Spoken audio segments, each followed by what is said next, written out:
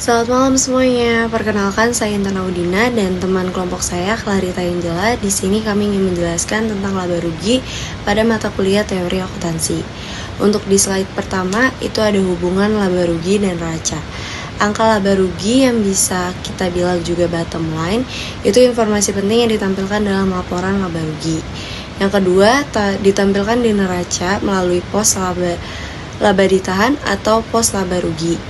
Dua pendekatan hubungan itu ada di articulated, laporan laba rugi dianggap sebagai subklasifikasi dari perubahan modal. Terus yang kedua ada non-articulated, itu neraca atau laporan laba rugi secara sistematis dan independen satu sama lain atau bisa dibilang tidak banyak menjadi perhatian dalam teori akuntansi. Untuk di slide kedua kami membahas tentang konsep dalam pendekatan articulated. Konsep yang pertama itu ada revenue dan expense. Laporan laba rugi dianggap paling utama dan semua transaksi dipandang sebagai post revenue dan expense-nya dianggap sebagai pengukuhan laba. Untuk konsep yang kedua itu ada asset dan liability. Definisi revenue dan expense sangat berkaitan dengan perubahan aset dan kewajiban.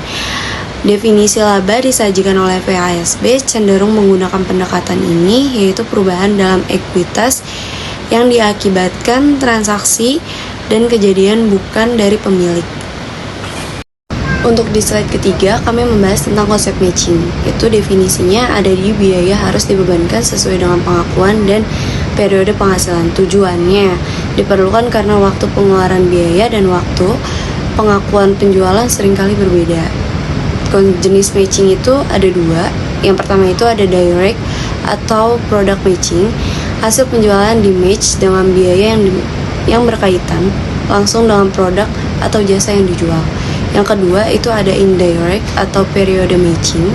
Hasil di match dengan seluruh biaya yang dikeluarkan atau dibebankan selama periode di mana biaya itu digunakan dapat diterima karena sulit mengidentifikasi hubungan langsung biaya tertentu dengan hasilnya, misalnya join cost atau biaya yang berulang.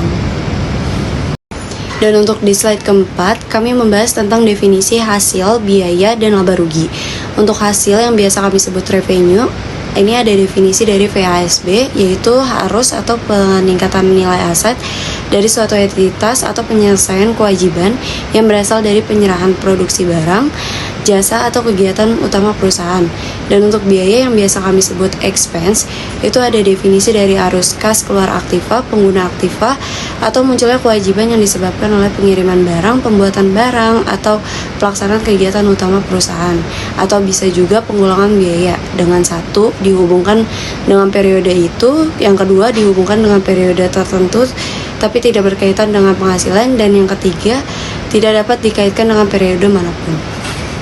Dan ada gain yang biasa disebut dengan laba, naiknya nilai ekuitas dari transaksi atau kejadian yang sifatnya insidental dan bukan kegiatan utama entitas. Untuk loss yang biasa disebut dengan rugi, turunnya nilai ekuitas dari transaksi atau kejadian yang sifatnya insidental atau bukan kegiatan utama entitas. Baik, perkenalkan, nama saya Clarita Angela. Di sini saya akan melanjutkan kembali materi pertemuan 9, yaitu laba rugi. Saya akan menjelaskan tentang pengakuan penghasilan atau revenue reconciliation. Prinsip umumnya, penghasilan diakui pada periode kapan kegiatan utama untuk menciptakan dan menjual barang atau jasa yang telah selesai. 4 alternatif waktu pengakuannya, yaitu yang pertama ada selama produksi, diterapkan pada proyek pembangunan jangka panjang, dan yang kedua pada saat produksi selesai, diterapkan pada kegiatan pertanian atau pertambangan. Yang ketiga pada saat penjualan, dipakai untuk barang perdagangan, dan yang keempat pada saat penagihan kas, diterapkan pada metode penjualan angsuran. Selanjutnya ada bentuk penyajian laba rugi. Yang pertama itu current operating income, yaitu laba operasi terkini. Hanya mencantumkan pendapatan yang berasal dari kegiatan normal atau normal operating income, dan pos dari kegiatan tidak biasa atau extraordinary dicantumkan dalam laporan laba ditahan. Dan yang kedua ada all inclusive income, yaitu laba komprehensif. Semua income atau dari kegiatan normal dan kegiatan insidental dicantumkan dalam laporan laba rugi. Hasil akhirnya yang dilaporkan ke laba ditahan. Pendukungnya yaitu laba perusahaan memang berasal dari yang normal dan insidental serta menghindari manipulasi manajemen dalam penggolongan pos. Selanjutnya ada pos luar biasa atau extraordinary item. Definisi APB atau PSAK adalah kejadian atau transaksi yang mempengaruhi secara materi dan tidak dianggap merupakan hal yang berulang dalam proses operasi biasa. Ada dua kriteria yang harus dipenuhi keduanya.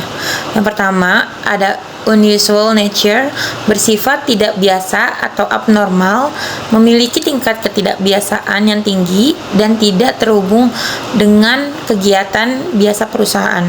Dan yang kedua, ada infrequency of occurrence atau tidak sering terjadi, tidak diperkirakan terjadi berulang kali di masa yang akan datang.